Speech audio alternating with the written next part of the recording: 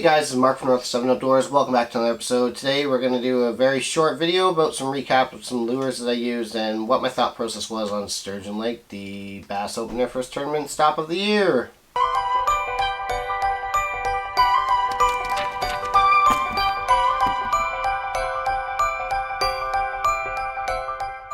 Alright, so they're calling for gusts of about 45 miles per hour, 60 kilometers or so, well over 60 maybe, and it didn't disappoint, for sure. The wind showed up in spades, and right off the hop I kind of made a few decisions before I ever got to the lake. Number one, largemouth was a waste of time, because with the cold wind, it got cold and the temperatures really went down, so I figured largemouth probably weren't going to be playing very nice.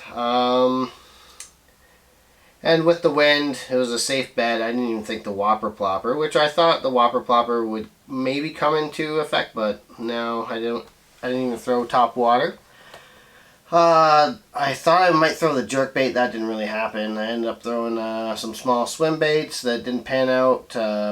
Jigs, not so much. I kept getting just some grass on my jigs and such, the really slimy stuff that I just couldn't get rid of, and that was a pain. So if it ain't broke, don't fix it. So here are the lures that I used. I'm known as a finesse guy.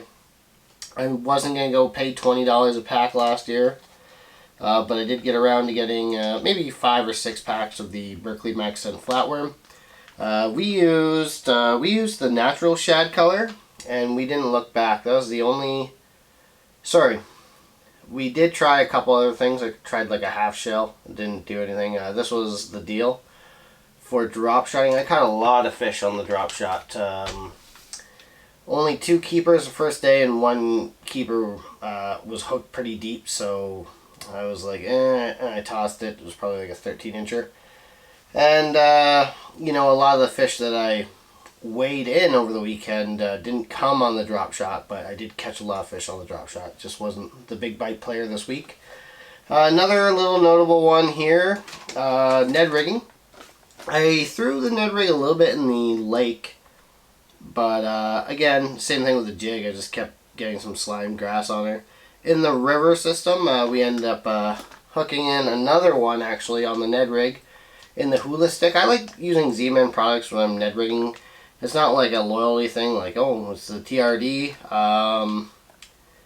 I just maybe think that the buoyancy of the standing lure helps it work better. I don't know, but if I'm throwing a Ned rig, it's usually on a Z-Man hula stick. Not always. End up catching not a lot on the Ned rig. A few bass. Only 1 keeper. Again, he got hooked down, or he hooked it deep anyways, and I was like, oh my god, I can't believe he hooked it so deep. Another keeper, so we ended up throwing that one back as well. Bait fuel. So I did try out bait fuel on the weekend. My results are inconclusive. I will tell you this much: it is not magical. It may or may not work. I've put it on a few packs of stick baits, and the packs are empty. Whether or not that has something to do with bait fuel, we'll get into that later on in the summer. So yes, that you would think this would be a bigger player, as 1, 2, 3 of my 4 fish that I did weigh in came in on the wacky worm, but really it was more of a quality bite than anything. So I didn't hook a lot of them. I got the first 3, maybe 3 1/4 pounder on the Strike King Amistad color, which is a great color. Probably my 2nd or 3rd favorite color. And we got all of our wacky worm fish over the weekend on the Mustad wacky worm weedless hook here. I always take tin snips or side cutters and I cut them off. I do that prep before I fish a tournament. I'll take 4 or 5 packs of 20, 25 hooks, and I'll just take 10-15 minutes, just come all down. Big Tex. Big Tex is always a player. We end up catching 2 keepers on this. Big Tex and the Amistad were with bait fuel, so it doesn't discourage fish. Does it work? I don't know.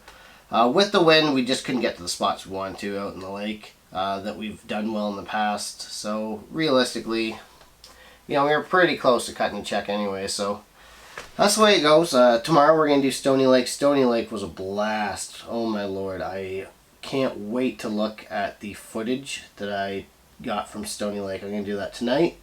Maybe start the editing process for that. Stony Lake is awesome lake. Very cool. Excited to go to that. Excited to try new lakes. So thank you guys for watching. Those were the deals. No surprise there.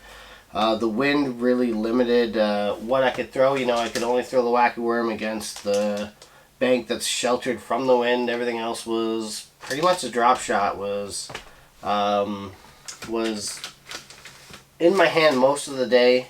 And I'll be fair with berkley flatworm here. There's a pack of 10. It looks like I still have about 8 there.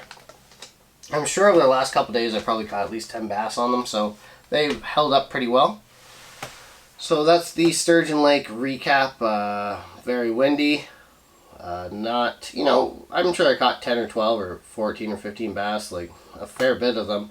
Just not the crazy big ones that I was hoping for. But thank you guys for watching. Coming up tomorrow, Stony Lake, and I'll see you guys tomorrow. Take care.